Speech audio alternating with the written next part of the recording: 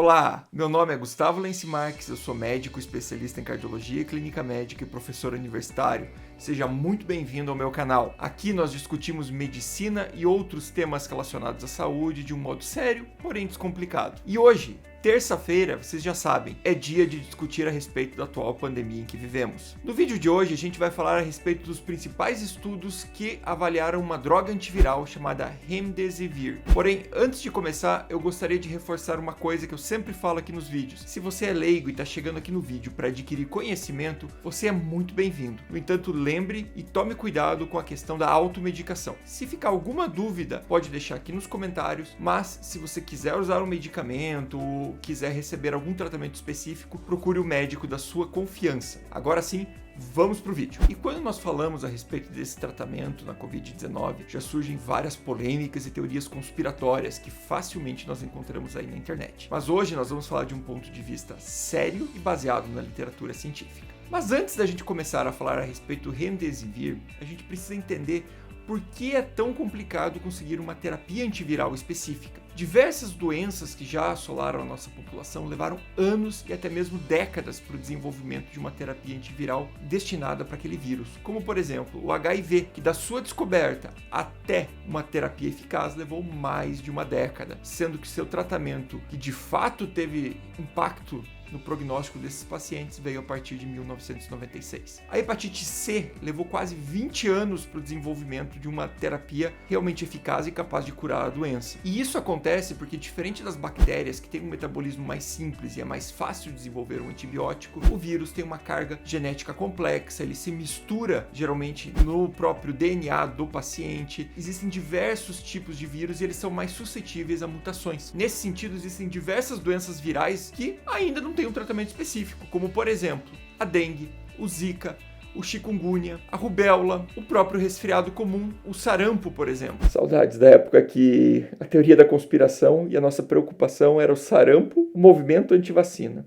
Parece que faz tanto tempo, foi ano passado. E até mesmo o ebola não tem um tratamento específico hoje em dia. E por falar em ebola, foi justamente para o tratamento desse vírus que o Remdesivir foi desenhado inicialmente. Ele apresentou bons resultados in vitro, no laboratório. No entanto, os estudos populacionais não foram tão animadores. Parece até que a gente já viu essa história antes, Se você não viu os vídeos antigos aqui do canal, pode ver que a ivermectina e a própria cloroquina já tiveram estudos nessa doença e também tiveram sucesso in vitro, mas sem nenhuma aplicabilidade prática no dia a dia. Então, reforça aquela ideia que eu já comentei várias vezes de que nem tudo que funciona no laboratório vai ter alguma aplicabilidade clínica. No entanto, essa molécula já tinha apresentado sucesso contra outros coronavírus, como por exemplo, os coronavírus que acometem animais, como o SARS e o MERS, que foram as outras duas grandes pandemias de coronavírus que nós tivemos na história recente. Assim sendo, faria total sentido utilizar essa medicação no contexto do SARS-CoV-2 no combate à Covid-19. E foi isso que aconteceu inicialmente. Muitos médicos começaram a extrapolar os resultados e utilizar nos seus pacientes. Sendo que o primeiro estudo publicado no New England,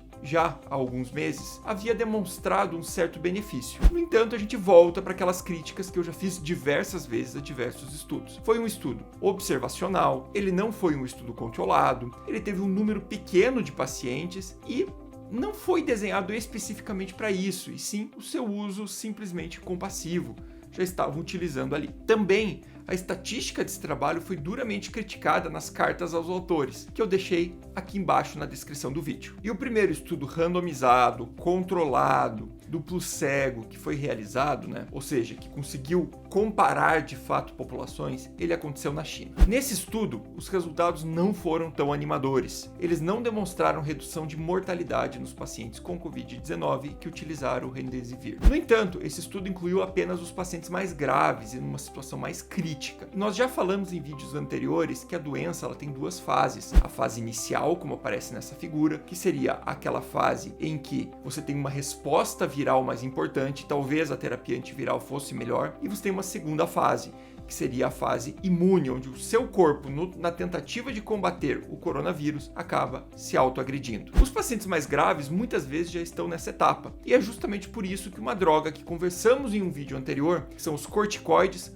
funcionaram tão bem nesses pacientes. Se você ainda não viu o vídeo, não se esquece de clicar aqui no card. Já o maior estudo randomizado, com o maior número de pacientes, ele conseguiu encontrar uma diferença estatisticamente significativa para tempo de sintomas, reduzindo de 15 para 11 dias a duração da doença. No entanto, ele não encontrou diferença para a mortalidade numa análise geral. Quando analisado grupos desse trabalho de modo específico, ele conseguiu encontrar uma diferença estatisticamente significativa naqueles pacientes que estavam em necessidade de oxigênio, mas não eram tão graves ainda. Então, eram os pacientes internados que precisavam de oxigênio, mas não estavam nem em ventilação mecânica. Enfim, os pacientes que não estavam em casa e também não aqueles pacientes que estavam na UTI em estado muito grave. Sendo que, apesar de muita gente dizer que foi um grande estudo, ele é um estudo com um resultado relativo, um resultado positivo, porém modesto, como quase tudo que a gente tem tido recentemente aí no contexto da pandemia. Veja que em quase todos os estudos que eu comentei no decorrer de toda essa série a respeito da Covid-19, é muito difícil um trabalho achar alguma diferença estatisticamente significativa para mortalidade ou desfechos mais graves nos pacientes leves a moderados. Por que isso acontece? Isso é importante a gente saber. Isso acontece pois a doença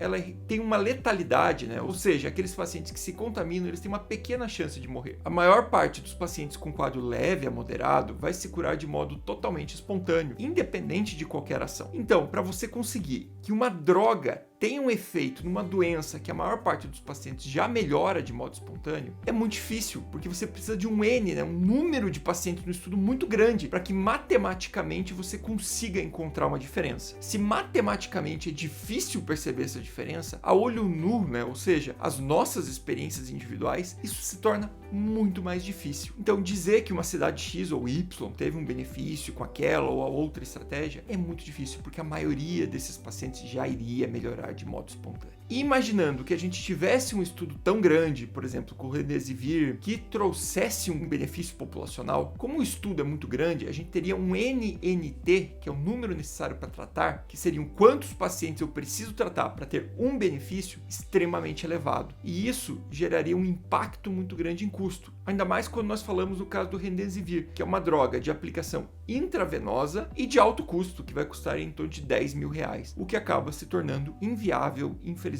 para o nosso dia a dia. Os resultados são sim promissores dos estudos da medicação, mas longe de ser uma expectativa de uma terapia populacional que vai pôr fim à pandemia. Diante de tudo que nós vimos nos últimos vídeos, eu não vejo no curto prazo o desenvolvimento de uma medicação capaz de fato de controlar a pandemia por meio de um tratamento, sendo que o que nós temos de mais avançado hoje é justamente o desenvolvimento das vacinas. E essas sim podem reduzir muito a taxa de contaminação e, por fim, até o fim do ano, quem sabe, nessa situação trágica que estamos vivendo. Lógico que isso é o que nós temos até o momento. Em ciência, a coisa muda muito rápido, especialmente nessa situação que quase todos os esforços científicos são destinados justamente a essa doença. Tomara que, em curto período de tempo, nós tenhamos mais estudos benéficos que tragam benefício e possa pôr fim, de fato, a essa situação. Até lá, siga se cuidando. Muito obrigado. Se você gostou desse vídeo, não se esqueça de deixar o like, compartilhar com seus amigos, porque isso é muito importante e ajuda o canal a crescer. Também escreva aqui nos comentários se você tiver alguma sugestão de temas futuros. Me segue nas redes sociais para estar sempre atento quando sair algum vídeo novo e também lá no IGTV, no Instagram, que eu faço comentários curtos e rápidos a respeito de temas que surgiram recentemente aí na prática da medicina ou dúvidas que estão em polêmica no momento. Agradeço novamente também ao Dr. Giovanni Breda, que é médico, especialista em infectologia, professor da Pontifícia Universidade Católica do Paraná e médico do Hospital de Clínicas da UFPR. Dr. Giovanni auxiliou na elaboração da revisão científica utilizada neste vídeo e eu deixo aqui o Twitter dele. Siga ele se você quiser estar sempre atualizado a respeito da pandemia que estamos vivendo. Muito obrigado! Nos vemos no próximo vídeo e eu deixo aqui 2 recomendações de vídeos que eu acredito que você vai gostar. Até o próximo vídeo!